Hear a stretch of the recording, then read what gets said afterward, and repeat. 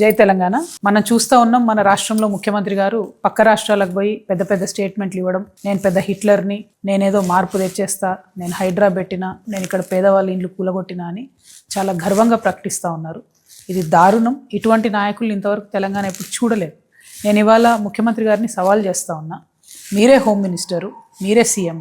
ప్రతిరోజు ఒక చిన్న పాప, ప్రతిరోజు ఒక బాబు, ప్రతిరోజు ఒక మహిళ ఏదో ఒక విషాద సంఘటన చూడకుండా తెలంగాణ ఉండలేదు. ఇవాళ ఏ రిపోర్ట్ చూసినా కూడా 5 మంది చిన్నపిల్లల్ని మొలెస్ట్ చేస్తూ ఉన్నారు, చంపేసేటటువంటి ప్రయత్నం చేస్తూ ఉన్నారు. 5 POCSO cases per day or being reported from Telangana.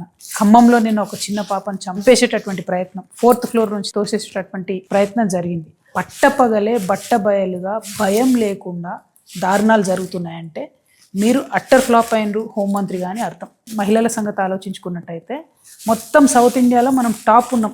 ప్రతిరోజు 67 మంది మహిళల మీద ఏదో రకమైనటువంటి హింస జరుగుతూ ఉంది.